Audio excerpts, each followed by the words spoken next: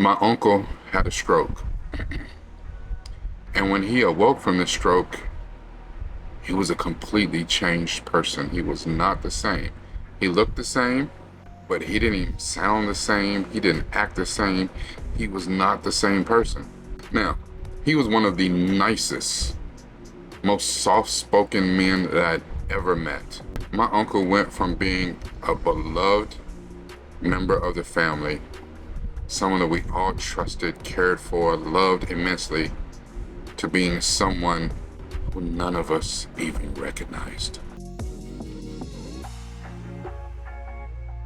Hello, Governor. It's Rekai Steve Newfoundville, and welcome back to my channel for an introspective session. We're going to be talking about the journey that we all know, but we rarely acknowledge. The road that we walk alone. And yes, we're going to be talking about Doctor Who, Season 10, Episode 13, the Christmas special. Now, just for a second, think about it. All those pivotal decisions, those silent battles, the moments that only you truly understand. Aren't these the pathways that we navigate by ourselves? Even surrounded by loved ones, there are stretches that still seem profoundly solitary. But here's the paradox. If we're walking alone, who's guiding our steps? What map do we carry? Let me tell you a little story. Now, just for context, let me give you something that you're familiar with. So in the final Guardians of the Galaxy movie, and yes, you know I'm a big Marvel stan, so in the final Guardians of the Galaxy movie, it turns out that in one of the Avengers movies, we lose Gamora. She is sacrificed by Thanos in order to grab the Soul Stone. So the Gamora that we were used to, the one that had actually, against every odd, fell in love with Peter Quill, she is no more. Peter Quill's having a very hard time dealing with this. And because of time travel, different multiverse, what have you, we have a new Gamora. But she's not the same Gamora. She's not the one that had these adventures with the rest of Guardians of the Galaxy. She didn't fall in love with Peter Quill. So even though he sees her, and she looks the exact same, she sounds the same, she smells the same, she does a lot of the same things, she's not the same, and he can't deal with it. Now, I had a situation like that in my own family. My uncle had a stroke, and when he awoke from the stroke, he was a completely changed person. He was not the same. He looked the same, but he didn't even sound the same. He didn't act the same. He was not the same person. Now, he was one of the nicest, most soft-spoken men that I'd ever met. Just a genuine, fantastic guy. The kind of guy that as you grow up, you're like, I want to be just like him. And in some instances, and it wasn't my instance, I was like, dang, I wish my dad was like him. I wish he was my dad. Now, I'm not going to get into his business. I'm not going to get into my family's particular business because you don't need to know the details. And it's funny though, because, you know, my family, they don't be watching my YouTube channel. They don't see none of these videos. They swear up and down they ain't seen nothing. Like, you still doing your little YouTube channel? But somehow, stuff that I say gets back to the family. Somebody has seen it and runs and tells it. So this is still my family, and I still gotta see them at holidays. So I'm not about to get in their business and people be mad at me for I'm just sharing. My uncle went from being a beloved member of the family, someone that we all trusted, cared for, loved immensely, to being someone who none of us even recognized. And the thing is, it's hard to let go of what your memories say to you about that person, because it's the memories that get you in trouble. They are presenting someone brand new in front of your face, and you cannot handle it because your memories, your mind tells you, no, somewhere deep down in there, there's still that person. and they're not. It's happened to me. I have been divorced twice, and the person I married was not the person at the end that end up getting divorced from. And I guess the same could be said for me. And you've heard about me talk about my bouts and dealings with depression and anxiety, and still to this day I have good days and I have awful days. And some of those awful days get in the way of me doing this, content creating, because there's a lot of days I wake up and I just do not feel like it. It's a yuck day. But then something happens, I get inspired, and I can get in front of the camera and do this. You've heard me talk about my grandmother and her bouts with Alzheimer's, early onset of dementia. And you could look her in the face and see the lights are on, but nobody's home. And it's really sad when you love a person and they're no longer the person that you thought that they were, because your memories won't allow you to see who they are now. Let's talk about it.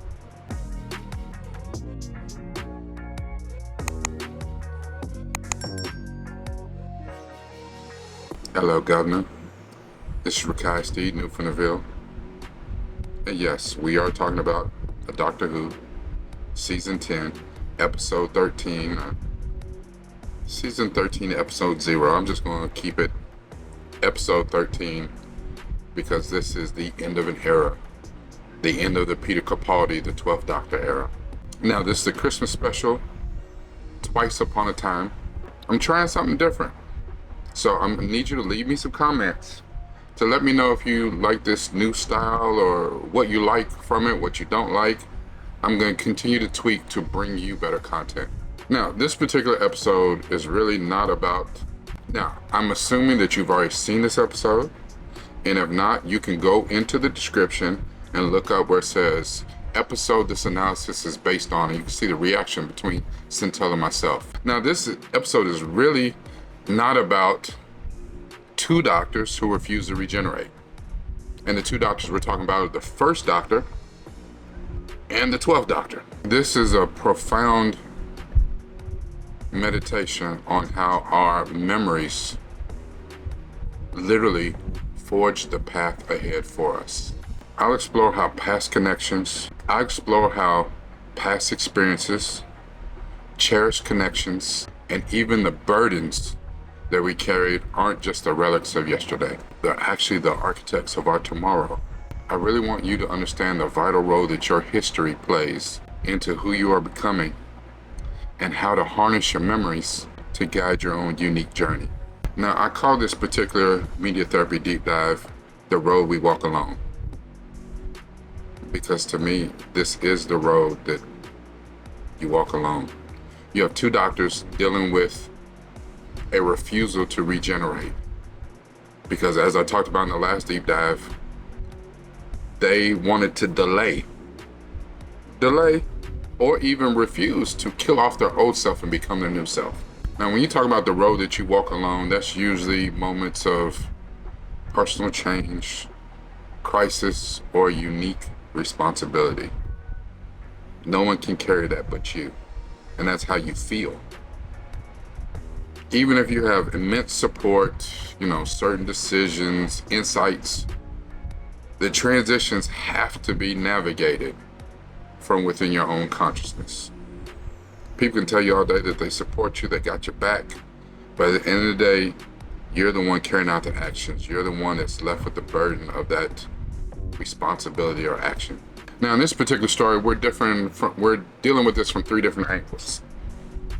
So we have the doctors, we have the captain, who was played wonderfully by Mark Gatiss, and we have the return of Bill in her regular form, not Cyberman form, the regular Bill. What? Now, both our doctors, the First and the 12th Doctor, are at crossroads, dealing with rebirth, and they absolutely refuse to do it. They're reluctant to embrace the inevitable, and are grappling with the accumulated weight of their extremely long lives. Not so long for the First Doctor. He's had a long life, but the 12th Doctor at this point thousands of years in. And they both feel they have very unique identities. What happens to this identity if I let it go and become someone new? Now, it's scary on both ends because the first Doctor has never done this before. This is the first regeneration. He doesn't know what's coming. He doesn't know that the next Doctor will retain his memories and retain certain parts of him, the wisdom, all the things he's accumulated. The 12th Doctor knows that, but he's gotten very used to being in his skin and he doesn't want to let go. The thing about making these types of transitions, nobody can do it for you. You have to make the decision to do it. We encounter some new alien beings called the Testimony. And because we are who we are, the discerning audience who watches this show, everything that we say when we deal with aliens on this show is, yeah, they up to no good. They the bad guy. So we know when's the other shoe gonna drop, when they gonna do the bad guy shit. And so a soldier, a captain, is snatched from his timeline. Inadvertently, but he's snatched from his timeline. Testimony's role is to help the doctors and the captain confront their own memories and their final moments in a deeply personal way. A lot of when you go to therapy and you're laying on the couch and the therapist is asking you questions, that is to help guide you through your own thoughts. A lot of people think you go to therapy, you lay down, and abracadabra, hocus pocus, an hour later the therapist has fixed you. It's not like that. The therapist doesn't tell you what to do. They don't tell you who you are. They don't tell you anything, which might seem like an incredible waste of money. You're like, why am I coming here? I'm doing all the talking. I'm answering my own questions. But what they're doing is forcing you to ask yourself those questions and to deal with that hurt, that pain, that trauma that you wouldn't deal with on your own unless probed or forced to confront it. Sometimes you have to be informed by the people you love about the changes that need to be made, but it needs to be done with love. And a lot of times, unfortunately, at least for me, when I've had to confront those changes, maybe it was done in love at first, but it didn't feel like it. And it was always confrontational. And that's why when you go to a therapist, it's not confrontational. They don't have a dog in that fight. All they do is ask you the hard questions that you wouldn't ask yourself, that you wouldn't deal with yourself. We see Bill come back. Now, Bill is a manifestation of the doctor's memory. And the whole time when Bill comes back, we are forced to ask, is that really Bill? I mean, we saw Bill get turned into a Cyberman. Like, how is she regular Bill now? Like, what? That doesn't make any sense. Now, as the doctor is trying to process all this, and we're talking about the 12th Doctor, we realize that the love he had for Bill and the connection that they had is personal. And that's what her being there emphasizes to him. But it also helps the doctor realize that his final journey and the decision he has to make about regenerating is his and his alone.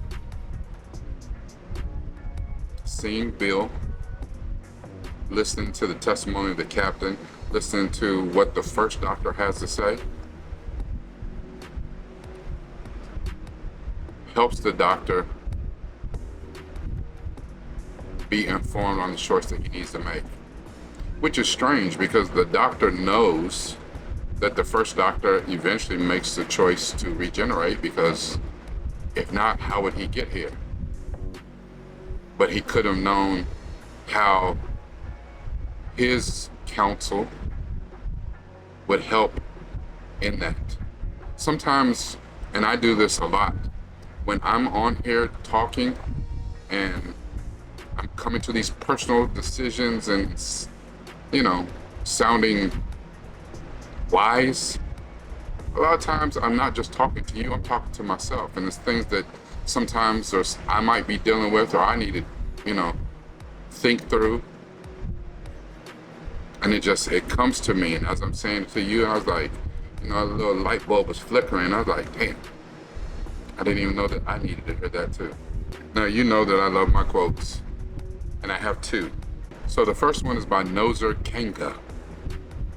Yeah, that's a hell of a name. And they say, your journey is in your own hands, and the choices you will make over the course of your life will shape your destiny in the future. The second quote, I'm not sure who said it, but I love this particular quote. And it goes, if you don't actively shape your future, your mind will repeat what it's used to seeing from your past. And again, I'm calling this particular media therapy deep dive, the road we walk alone. As I've gotten older, I find that your memories aren't just static recollections of your past. They're dynamic, living aspects of your identity that are constructed. There are dynamic, living aspects of your identity that constantly inform our present actions, they shape our values, they teach us lessons, they provide comfort, and ultimately dictate the direction of our future. Our identity is a continuous narrative woven from our past experiences, and remembering who you are is crucial to moving forward. Now, in this situation, we had three different aspects. We had the doctors, we had testimony and the captain, and then we had Bill.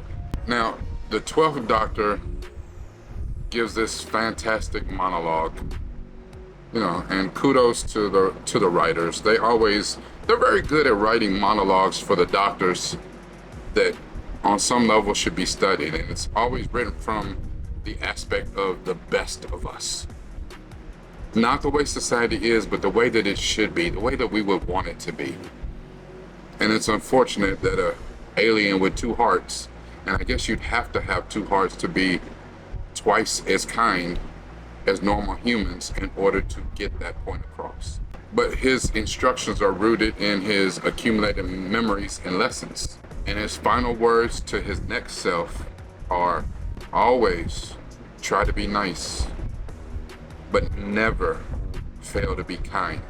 And the easiest way to put that is that he summed up everything that he had learned over the years and made that a directive to the future for himself. The doctors made many mistakes because we all err, but he's had memories of his kindness, the mistakes he's made, and the people that he's loved and lost. And what he is doing is he's using all of that to define who he must be in his next incarnation as he allows himself to regenerate. Now, just like the 12th Doctor, the First Doctor doesn't have any of that. This is the First Doctor. He doesn't have the beauty that the 12th Doctor has of memories of all the adventures, all of the loved ones, all the companions, all of the things that he did in the universe that were fantastic. Now, at the same point, he doesn't have memories of all the losses. The 12th Doctor acts as a conduit to show the First Doctor, if you regenerate, this is what it means. Because the First Doctor was so hung up on not regenerating that he had forgot his adventurous spirit. He had forgotten about the kindness to people. He became very selfish. He wanted to hold on to him. The 12th Doctor helps him remember the passion, the joy, and the fundamental reason why they even began the journey in the first place. With this renewed understanding of his past and what his future might look like, the First Doctor allows his regeneration to begin. Now, Bill's return is, we find out in the story, is fugazi. And what that means is not real. She is one of the crystalline features from testimony, and she's purely based on the doctor's memories of her. She is a literal manifestation of his cherished past, and she provides comfort and prompts him to remember the good times and the purpose he found in his companions. The memories with Bill are what prompt him to move forward. The memories with Bill are the emotional fuel that prompt him to move forward. And last but not least is the captain and testimony. The captain is stuck in a war-torn loop, like Groundhog's Day, but on the worst day possible. Testimony's purpose is to allow individuals to fully understand and process their life's journey, their memories, so they can move on peacefully. It's the equivalent of what we say when your life flashes before your eyes. Testimony serves that purpose to show you that life and let you make peace with what's next. Now, the doctor's intervention helps the captain confront the truth of his past actions, which in turn helps him be able to accept that his end is nigh and then just move forward. This shows that unprocessed memories can trap you. And what I mean by that is that sometimes your memories hold you in a place because your memory of something, if you recognize a situation, be like, this is just like that, I don't want to do that. That can actually lead you to the wrong path. Because if you confront those memories, they can liberate you, free you, and guide you to the next journey in life. Even though you may feel that you walk the road alone, you may have people in your corner, a support system to help you make the right type of decisions to guide you to the next place in your life. This is Rekai Noob from the Ville. Leave me some comments. I really need to know if you're liking this new style that I have, or what problems do you have with it. It's new for me. I'm just trying some things out, trying to make the content, click a little bit more for you. So leave me some comments. Let me know about any time you walk the road alone, how your memories help to forge your path forward, or times when you felt yourself get trapped in the memories. Make sure to like this. Make sure to share this with everybody that you can. Everybody that's in your little friend group, everybody that's in your just hit the button continuously, share it with everybody. And if for whatever reason you haven't subscribed, hit the button, subscribe, come back, watch all my other videos. There might be something that talks to you. Who knows? At the end of the day, everything I watch is all about this. But it's even more important to use this.